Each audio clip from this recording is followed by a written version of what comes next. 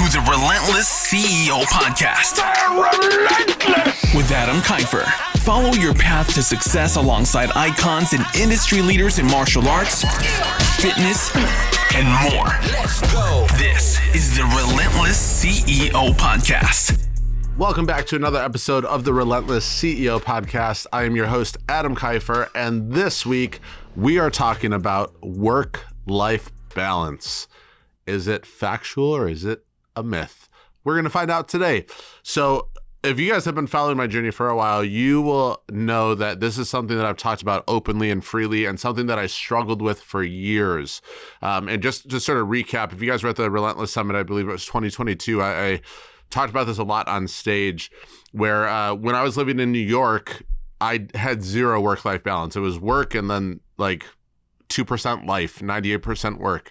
And what happened is I neglected my marriage, I neglected my kids, I neglected my friendships, all because I thought work was the most important thing. And in my brain, I kept thinking, well, if I work hard enough for the next 2 to 3 years, then I'll be able to relax and spend more time with family. And it was the farthest thing from the truth. There is no reason why you can't enjoy time with your family and you can't enjoy life while you work hard at the same time. You can do both, okay? To me, success isn't choosing this or that. Success is choosing both. So for everyone out there that's running a business and you're constantly battling with this, do I commit to home? Do I commit to work more? I want you guys to understand that being successful doesn't mean that you just cut out one and focus strictly on the other. Yes, there's people that do that, but I can't tell you guys how many millionaires I've met that have such a terrible relationship with their spouse, that have been divorced 4, 5, 6 times because they always neglect that side of it because they feel like they have to go all in on business to be successful. At the end of the day, your business, your money does not matter in the grand scheme of things. What really matters is relationships. What really matters, especially, is relationships with your family and with your spouse more than anything else. Because guess what? You lose your relationships and you have a bunch of money, you're not going to be happy. Like, you're going to be depressed. You're going to be sad because money can't buy you relationships. And if we look at the counter side of this, if you lose all of your money, but you still have strong relationships, I guarantee you're going to have a support group that's there for you, that is going to be there when you need to lean on them, that's going to be there to give you advice and to step up when you need it. The money doesn't matter in the grand scheme of things. So when we think about it this way, it gives you guys a unique perspective on like what it really is the most important thing in my life. It was interesting when Cameron Harold came to our office to do the podcast, we were talking in the hallway, and one of the things he said right out of the gate is he just started looking around and he goes, "Adam, you realize none of this matters at all." And I was like, "What do you mean?" He goes, "This office," he goes, "your business, the money you're making, none of it matters." And for me, that's something that stuck with me. And it was just a good reminder of, yeah, while this stuff can help make life easier, this stuff can be a tool to do more things. At the end of the day, when you compare it to friendships, relationships, marriage, none of it freaking matters in the grand scheme of things. Now, when we think about working and still having a successful business, but also making sure that you feel like you have a successful home life, I always go to what Tim Grover told me. Tim Grover said that work-life balance is like a scale. Okay, what happens when both sides are even? The scale says 0. So he goes, when you are trying to perfectly balance everything in your life, he goes, the output is going to be 0. Because you're going to be 50% effort at work, you're going to be 50% effort in your marriage or with your family. And at the end of the day, you're going nowhere in either avenue. Instead, what I like to think about it is it's a bit of a roller coaster. Like sometimes when you look at the scale, some weeks you're going to have home life is getting a lot more attention than work. And then there's going to be other weeks where work life is getting a lot more attention than home life. And when you try and just perfectly balance it, in my experience, it doesn't always work out like you want it to. Instead, what I think works better is sort of like Tim Grover describes, where you're going to have these ebbs and flows to work and family. And the secret that I figured out is being able to communicate to my spouse, to my wife, to Crystal, when work life is going to be heavier and when family life is going to be heavier. And once I learned how to communicate that better to my wife and let her know, like, hey, Summit is coming up. This next month and a half is going to be absolutely insane. I just want to give you a heads up so you don't think I'm just like choosing work all the time. We're getting ready for this giant thing that we're getting ready to do. She has a very good understanding of what that means. And she also doesn't get down on me during that month and a half when she sees me having to be at work more and having to put more time and effort in to get ready for this event. So communication, especially for those of you guys that are married or have a family, is absolutely key. And the more that you can share with them ahead of time, the better. Like if you guys have a work Google Calendar, share that with your significant other. So that way they always know when events are coming up. They know what's going to be going on in the future. And it just helps you guys to be on the same page as well. Continuing on, consistency is key. So in my opinion, when you guys are time blocking, okay, or when you're filling up your calendar, we are always going to prioritize what is the most important to us. So my challenge for you is when you look at your calendar or when you look at your time blocking, what does it tell you is the most important aspect of your life? For years when I was in New York, if you looked at my calendar, you would have overwhelmingly thought that work was the most important aspect of my life. And to be honest, it's because I was making it the more important aspect of my life. Okay. The transition that happens is now when you look at my calendar, pretty much at 5 to 5:30 every day, you will see go home on my calendar, because me going home and spending time with the family for dinner and making sure I get to tuck the kids in for bed and do bedtime stories and the whole routine and everything is much more important than me getting an extra 1 or 2 hours of work in. And all of us as entrepreneurs have the tendency to never limit our workday. And what happens is we can always find more work to do. When you are running a business, there's always more work to do. And what's going to happen is when you don't set a time limit on when to end your day, you're always going to find more things to work on, which means if you have a family, if you have a spouse, if you have a relationship that you really want to invest time in, you are going to really make sure that you neglect that relationship, because you're always going to find that extra work to do to consume that time. But when you say, hey, I'm going to have a hard stop at this time every single day, it's going to ensure that you have more time after that hard stop to actually spend time with people that you care about, to build those relationships, to do the things that you need to do. So when you're time blocking for yourself to be efficient, you're going to make sure that you always put on your time block what is most important to you. So if relationships with your family, with your spouse is super important to you, it should be time blocked out. Okay, and that might sound insincere at first, but I'll tell you this, guys. We time block date night every Saturday night. When it's on there, it happens. Before I time blocked any family time or date nights or anything, we would maybe go on a date like once every couple months. Okay, and it was very inconsistent because I didn't actually make time for it. And when we look at, if I'm making time to look at my finances and go through and do my profit first accounting, right? But I'm not making time to actually spend time with my wife. What am I telling the universe is more important? Well, I'm telling it that managing my finances is more important than spending time with my wife. So for me, it's about blocking off that time of, hey, this is when I'm going to go hang out with the kids. Hey, this is when I'm going to go hang out with my wife and do date night. And for us, date night is everything. Sometimes we'll go to dinner, sometimes we'll go to movies, sometimes we'll go to a speakeasy, sometimes we'll do a date weekend and just go to Vegas for the weekend and just get some alone time together. But whatever that looks like for you, I encourage all of you and I challenge all of you to sit down with your calendar and sit down with your spouse and be like, hey, I want to connect with you more. Let's do a weekly date night and make this a no matter what. And then as my friend Keith Yaki always talks about, for the husbands listening to this, the boyfriends, whatever, when you guys are doing date night, how much energy are you putting into it compared to when you took your wife out on your very first date? This is super important. Date night can very easily get repetitive and it can start to seem like a chore if you don't try hard. For me, thanks to Keith Yaki just like punching me in the face with his knowledge, for me, when I think of date night with my wife, like I want to get dressed up. I want to look my best. I want to smell my best. I want to get a haircut before. And I do my best, and it's not always consistent, but I do my best to think of date night with my wife as a first date. Okay. How would I prepare if this was our first date all over again? And when you do that, you put so much more importance on date night. You put so much more importance on showing up for your significant other as a result. So not only being intentional about blocking it out, but being intentional about how you show up to those moments.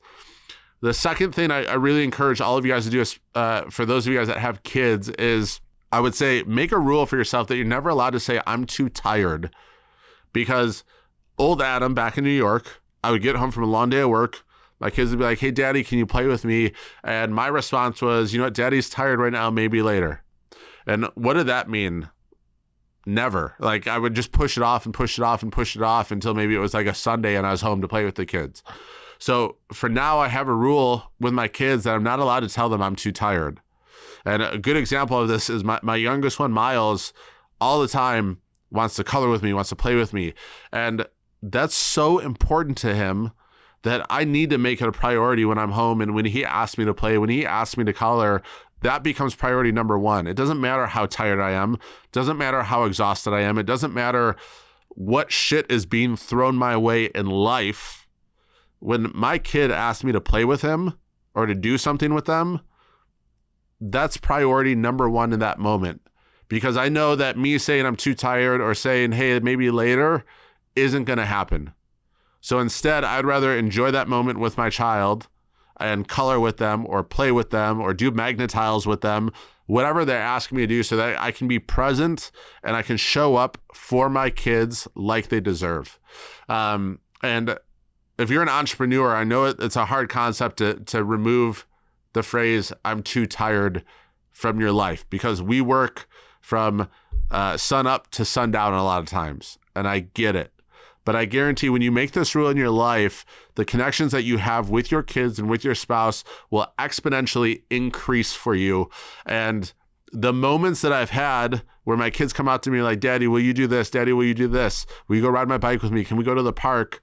And I say yes, even though I'm tired. They're still cherished memories. I still have a blast with my kid. I still have fun playing football with them at the park or chasing them around and playing freeze tag on the playground. All of that still becomes amazing memories for me as a father, a time that I'm spending with my kids. And if I just said I'm too tired, none of those memories would exist. So for us, if we think about just what fulfills us and what we base our self-esteem on, to be honest with you, as much as we talk about business and making money on this podcast, it shouldn't be your business or making money is what you base your self-worth on and your self-value on. It should be how you show up for your family. It should be how you show up as a leader. It should be how you build relationships with other people, because those things are all within your control. And when you base your self-worth on those things, you have complete and utter control of how you value yourself and how you feel at all times. However, when we base our self-worth just on how our business performs or on how much money we make, there's outside things that affect how your business performs and how much money you make. And there's certain things that are outside of your control that you have no power over in those situations. So when you think of this, why would I base my self-worth on things that I can't control? Instead, I'm going to base it on the things that I can control, which is how I show up for my family, how I show up for my friends, how I show up as a leader for my employees, all of those things, because I can control every aspect of that, which means I have full control over how I see myself, how I view myself, and how I love myself, right? Continuing on. Okay, efficiency. So efficiency to me is super important when we're thinking about work-life balance. The more you take care of yourself, the more efficient you're going to be at work, leading towards more free time with your family. So here's what I mean about this. A lot of times when we get stressed or when we get overwhelmed or we get frustrated with work, okay, it's a lot of times because we're not being efficient with our time. If you listen to the podcast with Jana Lee, she said overwhelm just means that you don't know how to manage your time and you don't know how to manage your workload. It means you're disorganized. And I would 100% agree with that. right? So when we're thinking about efficiency, okay, in order to show up as the best version of myself at work, I have to make sure that I'm intentionally doing things that allow me to show up as the best version of myself, which means I need to take care of myself. I need to give myself recovery time. So for me, it's working out consistently. The days that don't work out, I don't feel as energized throughout the day. I don't feel as productive throughout the day. So working out is like a necessity for me to show up as the best version of myself. Along with that, for me to show up the best version of myself, I have to be able to have an outlet for stress, frustration, and just everything that's gone out in my day. And while my wife is awesome about having conversations with me and she lets me vent at times, and my friends are great about this as well, for me, the thing that's really hit home the most with this is journaling. And I'll be honest, guys, I've tried therapy before as well. My challenge is I always find therapists that want to make excuses for me instead of holding me accountable. And that drives me freaking crazy. Like, I remember the last therapist that I met with, and I think therapy is a great thing if you find the right person, but the last therapist I met with, I was talking about some things I was struggling with, and I was taking responsibility for it, and then she was making excuses for me. And I was like, well, that's not what I want. I need a therapist that's like, stop being a bitch and start getting back to what you're supposed to be doing. That's the therapist I need. I need one that holds me accountable. So for me, I do a better job holding myself accountable than any of the therapists that I've gone and seen. So journaling is one of the best ways for me to vent, for me to get all of my thoughts out for the day, and for me to be able to shut my brain off at the end of the day so I can get a good night's sleep and wake up and feel restored and reinvigorated and energized to go forward and kick ass the next day. So for you guys, whatever self-care looks like should be important to you, and it should be time blocked out in your schedule. With all of the private coaching clients I have, one of the very first things that we do in the first 2 weeks that I work with them is we sit down and we time block out their entire week. Okay. And it's not just time block of, oh, I need to get tasks done. I need to do these things to make my business better. No, the first thing that we time block out actually before any work stuff is put in there is we time block out what is going to make them feel fulfilled and allow them to show up as their best version of themselves. So does that mean that they need to time block 30 minutes a day to read or to do a course or to learn something? Do they need to time block an hour a day to make sure they're getting their workout in? Do they need to time block this part of the day to make sure that they're taking their supplements in the morning and they're doing their morning stretching? Whatever it is, it's different for every single person, okay? Whatever that looks like for you, I want you to make time for it. I'm giving you permission to make time for it. If pottery is what makes you like relax and stress-free and show up as your best self, time block for pottery.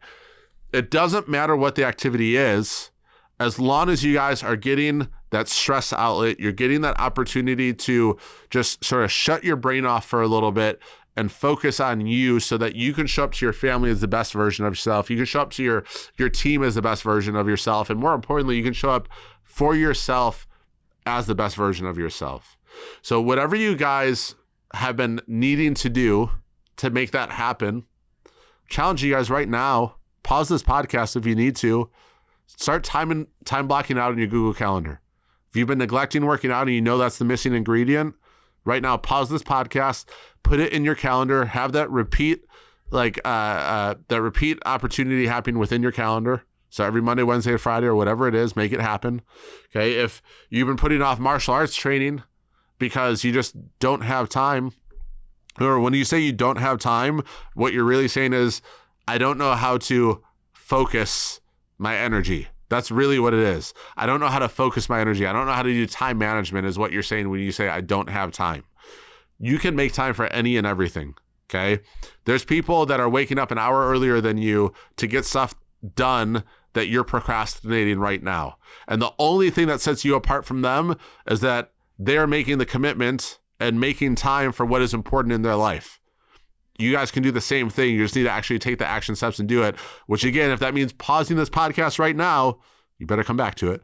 Pause it right now and put it in your calendar and make it happen. You cannot show up for your team and your family if you are neglecting your own self-care.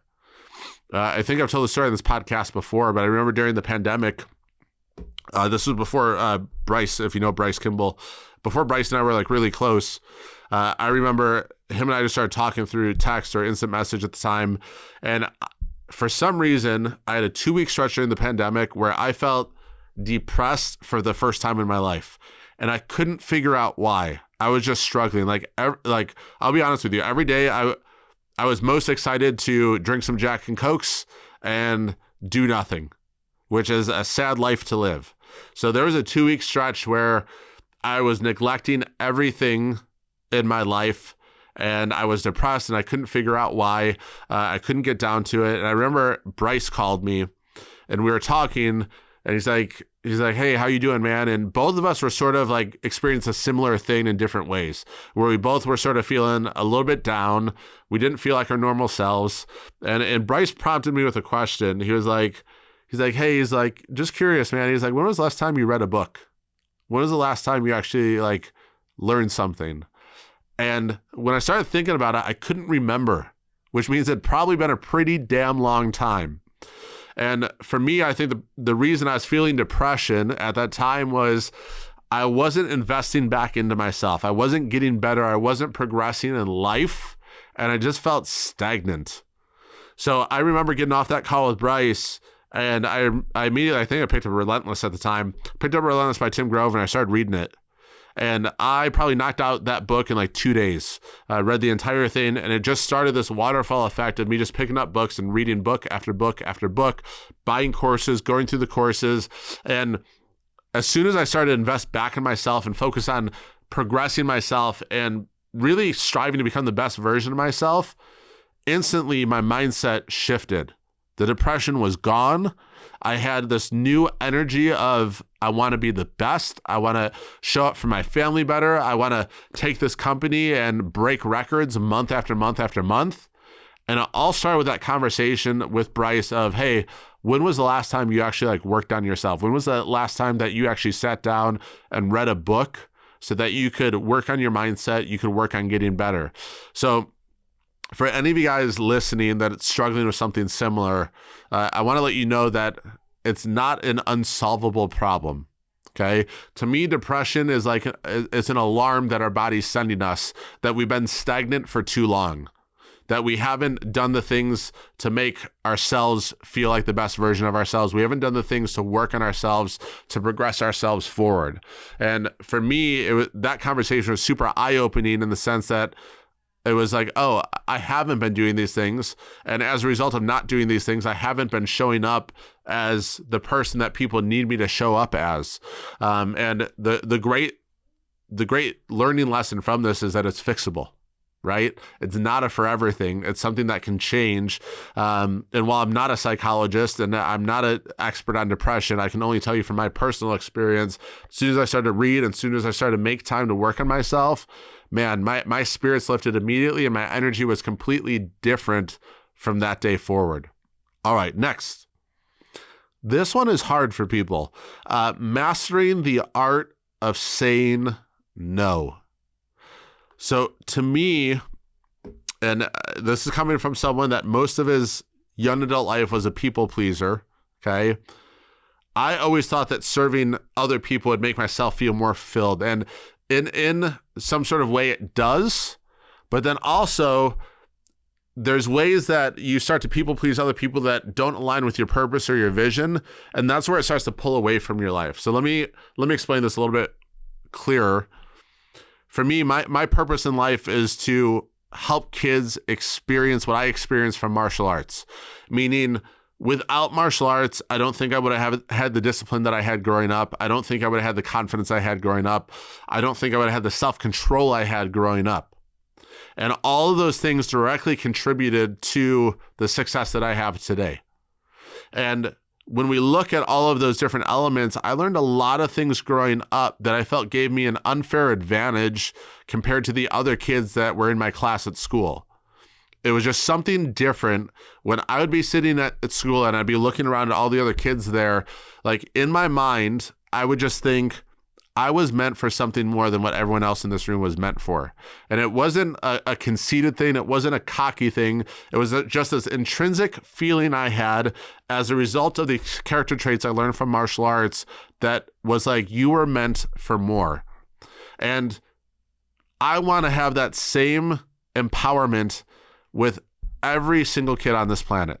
I want every single kid that walks into a Move Martial Arts to feel that same empowerment, that they were meant for something more than every other normal kid or every other average kid. And without the character development I received, that would not be a possibility. Now, if we think back to the mastery of saying no, there's a lot of times in my young adult life that I thought fulfillment for me was just helping anybody and everybody. And what tends to happen is people abuse your time and people abuse you because they know that you're always going to say yes for whatever they ask. And all of a sudden you begin helping other people fulfill their dreams instead of you fulfilling your purpose. And I think you can do both simultaneously very, very well. But if you only say yes to everything, all you're doing is fulfilling everyone else's purpose and everyone else's dream and never fulfilling your own, which leaves you sort of hollow inside. So instead, you have to have criteria for what makes you want to say yes to something compared to what makes you want to say no to something. So on the business side, we talk about 3 factors that we look at to decide if this is going to be a yes or a no. Number 1, is it in line with our core values? If someone's asking you to do something or asking for your help and it's not in line with your core values, it is a giant hell no. Because as soon as you do it, inside you're immediately going to feel regret. You're going to immediately feel like you made the wrong decision because it's going against everything that you stand for. So for me, someone asks me to do something that's against my core values, it is a giant hell no. Okay. The second part of this is vision. On the business side, does it fulfill the vision of your business? So everyone should have at least a 3-year vision for their business of what you want every aspect of your business to look like in 3 years. If you're like, Adam, how do I do that? Go buy the book by Cameron Herold, The Vivid Vision. Lays it out perfectly for you. Follow it. It's like literally step by step. You read that book, you know exactly how to do it. Okay. But if it doesn't fall in line with our vision, it's going to be a no. Because if it doesn't fall in line with our vision, it means it's a distraction. And it's going to take us away from the momentum that we need to get to where we want to go. Okay. The third part is strategy. When you have a vision, there has to be a certain strategy in place to fulfill that vision. So if it doesn't fall in line with the strategy that we have in place to fulfill our vision, and it doesn't help us get us closer to that, it's going to be a no. Now, if we take that same set of rules and we look at the personal side, it's really not that much different. Everyone should have their own personal core values. And if you go back through these podcasts, I don't remember what episode, but there's one of the earlier episodes, I go through my personal core values. So for me, I have it on my phone, and anytime that I'm weighing a decision, and a lot of you guys have been following some of the recent drama and craziness that's been happening in my life, okay? There's been so many times that I just want to go online and post something and say something and drop a shit ton of receipts online, okay? But I always have to go back to my list of core values and think, well, does me putting down someone fall in line with my core values? It doesn't. So I'm not going that route, okay? But when you have personal core values, you're essentially creating a set of rules that you make decisions by. Okay, the same thing is true, and Cameron talked about this in the podcast that we had him on, is you should have a vision for your family or for your spouse as well. You should have a vivid vision for that. So when I think about the vivid vision for my family, and I'm thinking about personal decisions, does it fall in line in getting us to that end result? Because if it doesn't, again, hell no. Okay. And then along those lines, just like the business side, if I have a vision for my family and my spouse, there should also be a strategy to get us to that 3-year vision. Okay. And if it doesn't fall in line with that strategy, it's a hell no. So for us, three criteria for every decision on the business side and the personal. Does it fall in line with the core values, business or personal? Does it fall in line with the vision, business or personal? Does it fall in line with a strategy for either of those? It has to be a yes for all 3 for it to be an absolute yes and mean not just being a people pleaser. So for all of you, and this honestly is probably one of the most frequent questions I get that isn't really publicized that much or put out there that much is, how do I know what decisions to make in my business? How do I know what decisions to make in my personal life? Well, I just gave you the formula. Follow that formula. It makes it a lot easier to say no to things. And here's a crazy story that I don't think I've told before. Cameron Harold a while ago, it was probably, I want to say 4 years ago, I had sent him an email to be on my podcast. And I was like, oh, this will be easy. Yes, I've been at events with him. I've seen him at War Room when he's spoken. And I remember Cameron emailed me back and he was like, hey, based on my strategy and vision, you don't have a big enough following in your podcast for me to be on it. And some of you guys might hear that and be like, whoa, what a dick. No, I don't think so at all. Actually, I didn't get upset when he sent that email. When I read that email, I was just sort of like, I get it. Because he was following his strategy, his vision, and his core values. And I guarantee it may have met his core values, but it probably didn't meet his strategy or his vision for his life or for his company at the time. So I get it. No hard feelings on my part. He ended up coming on later on when it met those criteria for him, and that's awesome. But the thing we have to realize is we also can't be offended by when other people say no. Because if they're making decisions based on those 3 criteria as well, and they're following the same rules that we would follow when we're deciding yes or no, you can't get mad at that. You have to understand that. And I think for those of you guys that struggle with sales, because one of the hardest part of sales is overcoming a no and overcoming multiple no's, one after another. Okay. For those of you guys thinking about that, you guys have to sort of respect that, hey, that person is saying no for a reason, right? And side note, it could just be you have a shitty sales strategy, which we'll get to in a totally different podcast. But just to throw that out there for right now, you have to master the art of saying no. If we think about this, money and time are 2 assets that everyone is constantly striving for. When we think about money, there's sort of an infinite amount of money out there, especially when the government keeps printing it nonstop over and over again. But when we think about time, time is very finite. Like we have only a certain amount of time on this earth that we don't get back. And once time is wasted, it's gone. We never get that time back.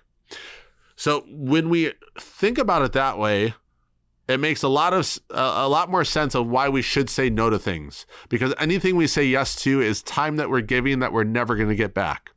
I was listening to Ed Milet speak at the Traffic Conversion Conference a couple years ago, and one of the things he really brought forward in his speech was everyone acts like they have forever to live. Everyone acts like they have all this time in the world and it's never going to end. Meanwhile, we know that life could end tomorrow, and that would be all we ever had. Okay, if you read the book, the 5 Wishes of the Dying, okay, it's a book that's going to punch you like in the throat for sure. Okay, you're going to get emotional when you read it. But pretty much in this book, they are interviewing people that are in hospice care, that are dying. Okay, all sorts of people that are poor, people that are multi-millionaires over and over again. Okay, when they're interviewing them, none of them are saying that I wish I had more money. I wish I had this car. All of them, when they're being interviewed, are saying they wish they had more time with people, that they wish they rebuilt relationships, that they wish they did this one thing on their bucket list that would have fulfilled them that they never got to do. It's all time related. Okay, so I want you guys, if you get one thing out of this podcast episode, it's knowing that our time can end at any time. It can end tomorrow, it can end a week from now, it can end 50 years from now. But if we always live life like we have forever to live, we are going to waste so much time and give up so much time to things that don't really matter, that don't fulfill us, that don't make us a better person, a better husband, a better parent.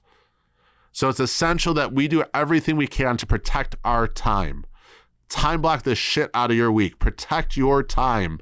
Put it towards the things that truly matter when all is said and done. Because on your deathbed, you're not going to care about making more money. You're not going to care about buying a Tesla or a Lamborghini or whatever that stupid fucking car you want is. What you are going to care about is how you showed up as a parent, as a spouse, as a friend, as a leader. And if you're giving up all your time to fulfill other people's dreams and you're giving up your time to video games and shit that doesn't matter, I guarantee when you're on your deathbed, you're going to wish that you put that time towards things that do matter. All right, rant over. Next thing I want to talk about is work-life balance when you are a couple that works together. Okay, so for those of you guys that are husband, wife working together, boyfriend, girlfriend working together, boyfriend, girlfriend, whatever. I don't care about the relationship dynamics. Whatever it is, if you are working together with your significant other, work-life balance gets extremely more difficult. And if you're listening to this, you know exactly what I'm talking about. Couple tips I have, because a lot of the one-on-one coaching I'm doing right now is with couples that own businesses together. Actually, majority of it is. And one of the things that always comes up in the first few weeks that I start coaching them is they're stepping all over each other's toes. They're doing each other's tasks. They're getting in arguments. They're getting in heated debates. They feel like work never ends because it comes home with them. All of these things are very common with couples working together. But there's some things that I've seen really improve in the work-life balance of the couples that I've been working with that are running their business. And a couple of things. First is you have to set boundaries for when you discuss work. So I'll give you guys a good example. So if we look at Crystal and myself, Crystal is definitely more of a night owl than me. She'll be up to like 11, 12 o'clock sometimes, totally normal. Me, I'm the dude that's like up at 4:30 or 5, and it's like 9:30 and I'm trying to stay awake, like trying so hard to stay awake. And my wife always teases me because anytime we put a movie on at like 8:30, 9 o'clock, she watches like the second half of it by herself. And that's just how it is. It's just how we were designed and how we were made, right?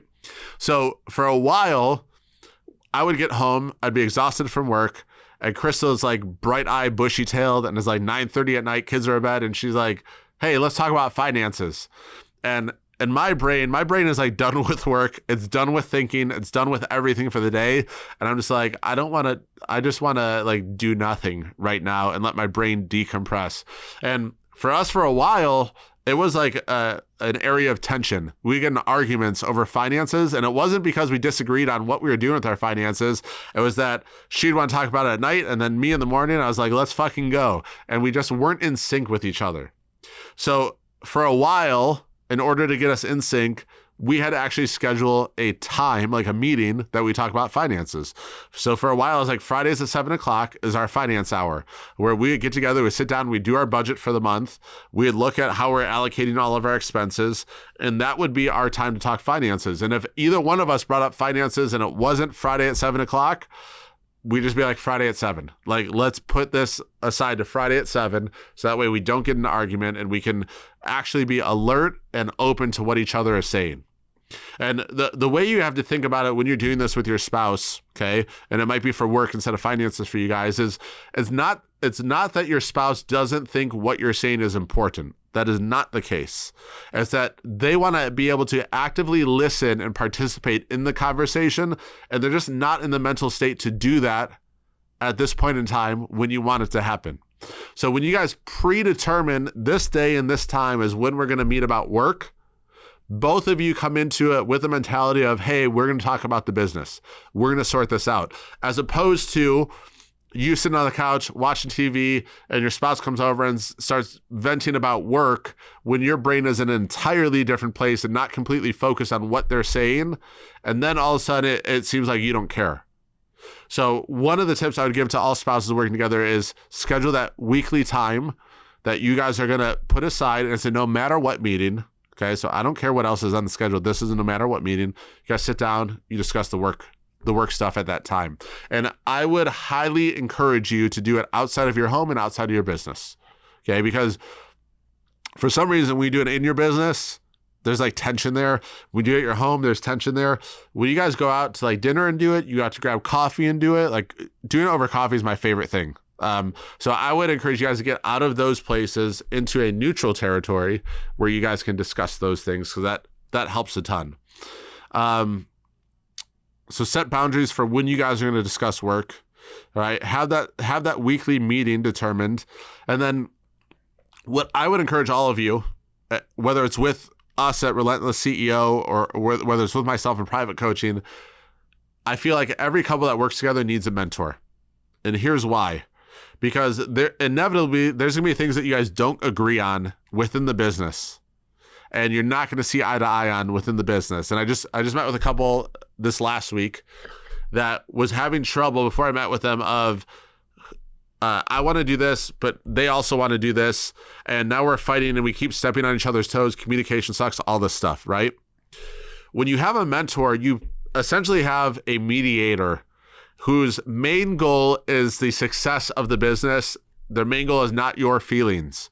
So when you both bring your sides to this mediator or to this business mentor or coach, okay, the coach is looking at it from the perspective of what makes more sense for the business and not saying, oh, I like the wife better, or I like the husband better, or I like this person better, or I like that person better. Okay, they're coming at it from a different point of view, okay, that's going to really be in the best interest of the business. So that way, when you guys do have a disagreement or a misunderstanding, instead of you guys arguing about it, you just table it and say, hey, let's wait till we do our call with Adam. We'll jump on that call. We'll bring it to him and we'll see what advice he gives. Okay, and that's worked out so well. The other thing that I will give you guys as homework to do with your spouse if you guys run the business together is to ensure you don't step on each other's toes. What I would encourage you guys to do is both of you separately, so do this away from each other. You're going to write down what are all the responsibilities I should be doing in the business. And then you're going to write down on a separate sheet of paper, what are all the responsibilities I think my spouse should be doing in the business. They're going to do the same thing. And then what I encourage you guys to do is come together and meet and look and share the similarities first. So, hey, we agree that I'm going to be doing these things, you're going to be doing these things. But then we also have this extra section of items that you think you should be doing and I think I should be doing, or vice versa, right? So with that being said, you're going to go over all the things you agree with first, and then you're going to discuss the things that you disagree on of who should do what. Okay, and just have a respectful conversation at your allocated time about those things. Now, if you want to make it easier, you have a business coach or a business mentor that you're bringing these things to. And this is what I've done with, here's the thing, guys, it's not even just couples running a business, it's business partners, okay? You heard Cameron Harold talk about you and your number two person is like you being married, essentially. You have to get away from the kids, aka employees, do your meetings away from the kids, discuss certain things, and then bring it back to the group, right? So whether it's you and your spouse or you and a business partner, you probably can relate to this, right? But you guys, man, and I have a call tomorrow to do this with two business partners as well. But this should be an activity that every group of business partners or couple that works together should be doing together, okay? Just inventory.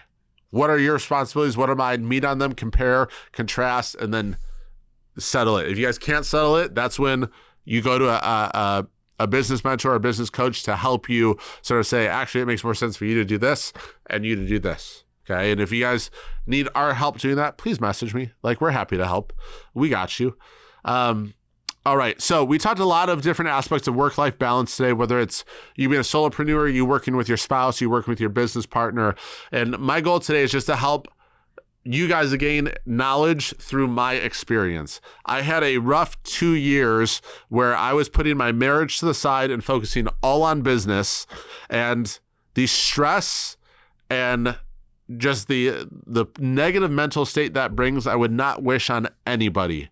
So if you guys can learn from my faults and what I did incorrectly throughout that process to make sure that you avoid those things and that you have a healthier relationship throughout that time. And luckily, I have the best wife on the fucking planet that was supportive of me, that wouldn't give up on me, and that stayed with me through me being a giant douchebag for 2 years. Thank God I had that wife next to me, but not everyone does. Okay. And for you guys that are if you're struggling with this work-life balance, especially with your spouse, okay, I just encourage you to relook at how you're allocating time, and are you really putting the most important things forward? Are you really putting the things that matter at the end of the day forward? Because again, money is great, but it's a tool. It is not the end all be all. The end all be all is your family and how you show up for them and the relationships that you build, more important than anything money can buy. And I hope you guys really take that to heart. I hope this helped you to maybe solve some problems that you guys were having with how you're running your business or how you're allocating time for your business or for your relationships. And as always, if you think this can help any other entrepreneur that you know, please share this episode with them. The whole reason we do this podcast is so we can help push this industry forward, that we can help make the martial arts industry something that stands above every other industry in terms of performance, in terms of integrity, in terms of how we show up on a daily basis. And I hope this helps. Please like, subscribe for more, and we'll see you guys in the next episode. We're unstoppable. To the top, we about to go. That CEO, I need to know the impact we about to grow. Competition comical. Straight A1, we on the road. Money focus for the goal. Tell them what they need to know. We unstoppable.